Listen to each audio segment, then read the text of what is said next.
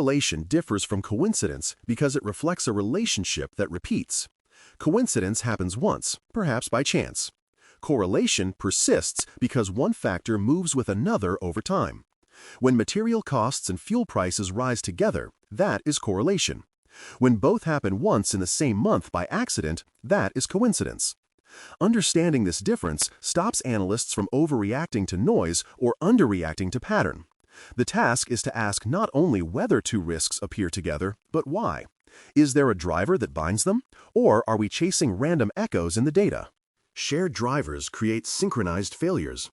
Imagine several projects relying on the same offshore testing center. A regional outage or labor strike does not delay one schedule, it delays them all.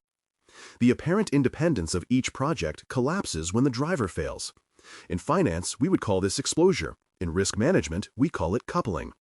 Shared drivers make the system move as one body when stressed. You cannot mitigate one element and ignore the others, because the trigger does not respect your organizational chart. The only cure is awareness, followed by deliberate diversification or buffering. Upstream constraints ripple downstream in subtle but powerful ways. A delay in engineering design postpones procurement, which compresses construction, which forces testing into overtime. Each step looks like a separate problem until you trace the lineage back to the original bottleneck. This ripple effect is the reason why local fixes rarely solve global problems. The art of dependency management is tracing the first constraint and addressing it early, not patching the echoes later. When you map chains of influence, you see how one bottleneck governs the rhythm of many tasks. That knowledge turns firefighting into foresight. Supplier concentration is one of the most visible forms of systemic exposure. Depending on a single vendor or geography, introduces correlation across everything they touch. Political instability, natural disasters, or shipping blockages suddenly multiply their impact.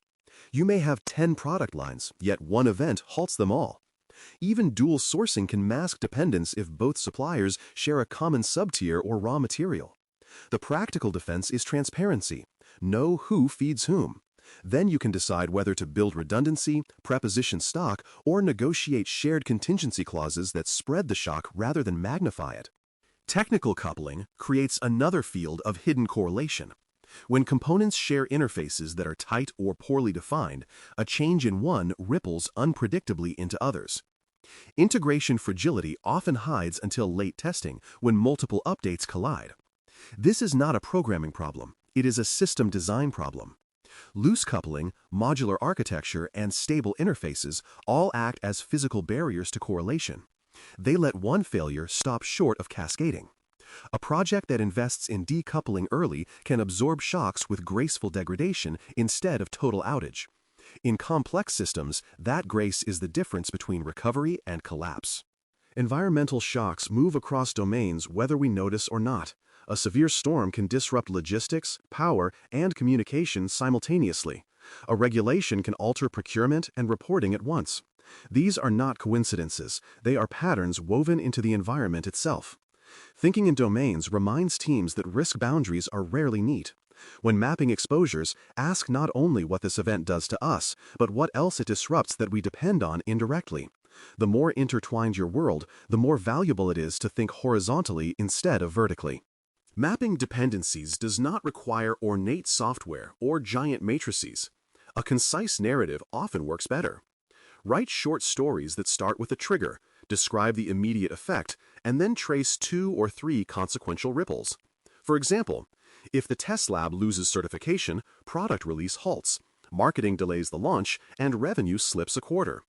That small narrative makes the dependency chain vivid and memorable. A few such stories, captured and updated periodically, give leaders a shared mental model of how things are tied together and where to focus attention before stress reveals those ties the hard way. Once dependencies are visible, adjust priorities for coupled risks. Independent risks can be managed in parallel. Coupled ones must be sequenced. Address the shared driver first because it multiplies impact. Suppose both schedule delay and cost overrun trace to a single supplier's reliability. Fixing process discipline elsewhere accomplishes little until that supplier stabilizes. Adjusting priorities also prevents double counting. Two correlated risks should not be treated as separate when they are different faces of the same issue. This alignment of focus saves energy and clarifies accountability. The next discipline is to plan responses that break linkage rather than simply dampen it. Buffering, diversification, and modularization are classic tactics. You can split deliveries across ports, host redundant services in different regions, or introduce standard interfaces between modules so failures stay local. Each of these actions breaks a chain of correlation. Sometimes the fix is behavioral, rotating responsibilities so that knowledge and authority do not reside in a single person. Breaking linkage is strategic insurance. You are reducing the size of any one failure by making the system less synchronized when stressed.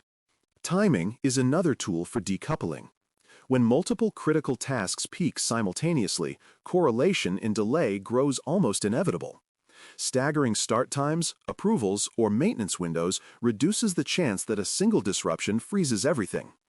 Airlines use this logic when scheduling flights through a hub.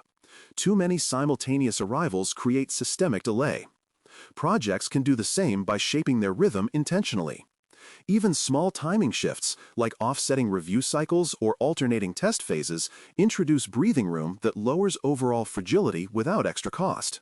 Monitoring shared indicators keeps coupled risks from sneaking up unseen. If two departments depend on the same supplier or service, they should watch the same health metrics: delivery punctuality, defect rates, financial solvency, or environmental stability.